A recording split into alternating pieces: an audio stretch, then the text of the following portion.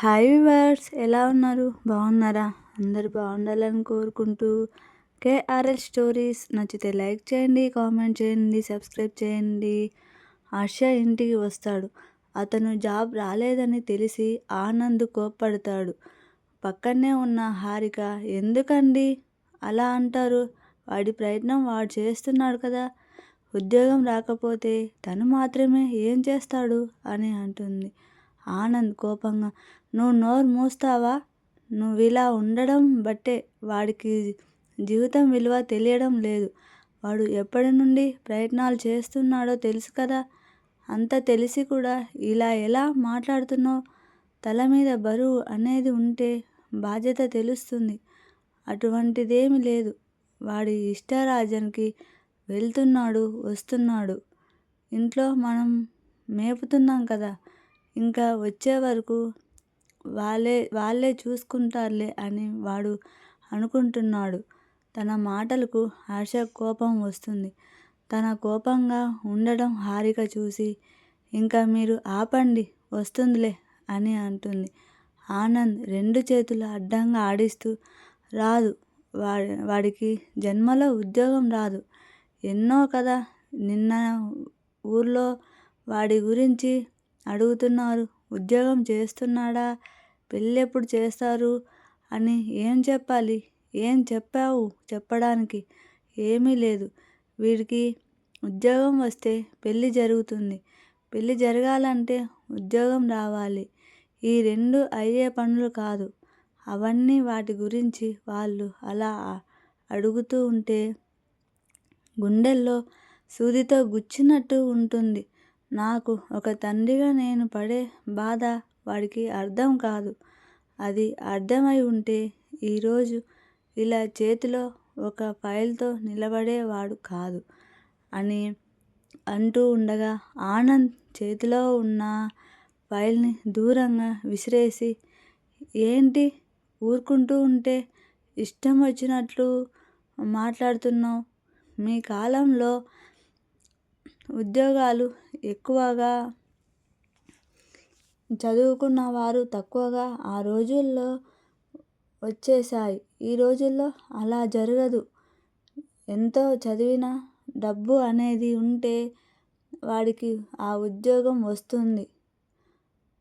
నిజాయితీగా వెళ్ళాలనుకుంటే ఇలానే 4 మాటలు పడాల్సి వస్తుంది. ఏంటి నా గురించి ఊర్లో చెప్పుకోవడానికి కష్టపడుతున్నారా? అవసరమేముంది? మీ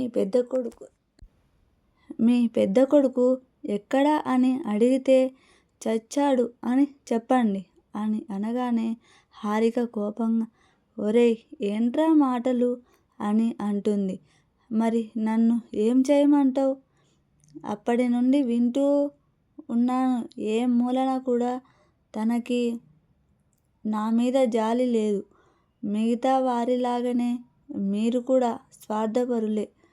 ఉద్యోగాలు ఉంటే డబ్బు సంపాదిస్తేనే ఇంట్లో విలువ లేదు అంటే కుక్క కంటే హీనంగా చూస్తారు.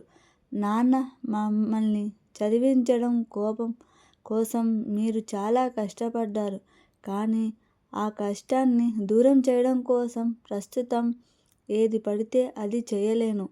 అలా చేస్తే ఎన్ని రోజులు నేను పడిన కష్టానికి, మీరు పడిన శ్రమకి ఎటువంటి ఉపయోగం ఉండదు. లేట్ అయినా సరే ఉద్యోగం ఖచ్చితంగా సంపాదిస్తాను. ఒకవేళ మిమ్మల్ని ఎవరైనా అడిగితే ఇంత ముందే చెప్పాను కదా, చచ్చాడు అని చెప్పండి చాలు అని అంటూ తన కంటి నీటిని తుడుచుకుంటూ అక్కడ నుంచి తల దించుకొని వెళ్ళిపోతాడు.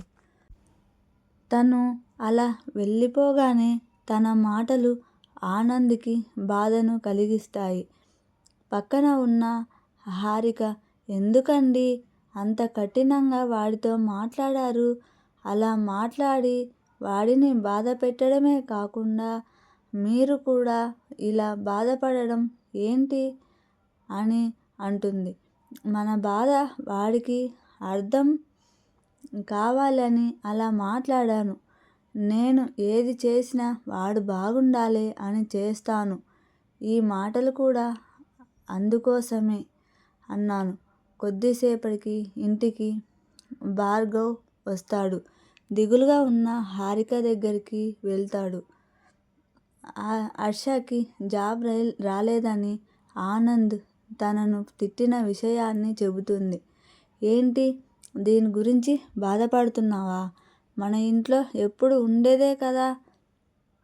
అయినా నాన్న బాధలు కూడా న్యాయం ఉంది.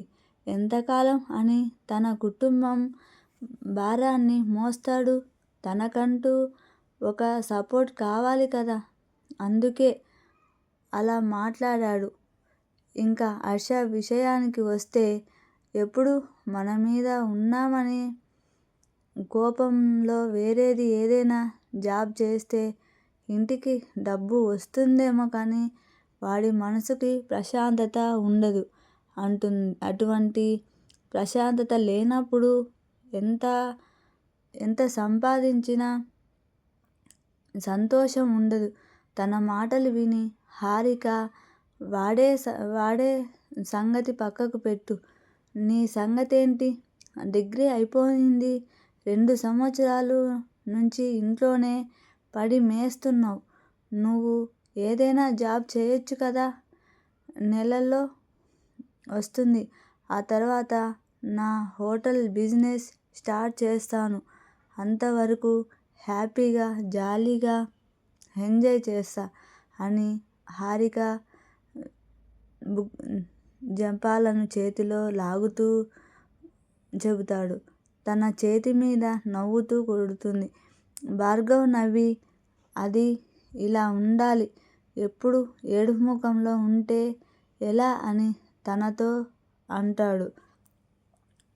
నచ్చితే లైక్ చేయండి, కామెంట్ చేయండి, సబ్స్క్రైబ్ చేయండి. రేపటి స్టోరీలో ఏం జరగబోతుందో చూద్దాం.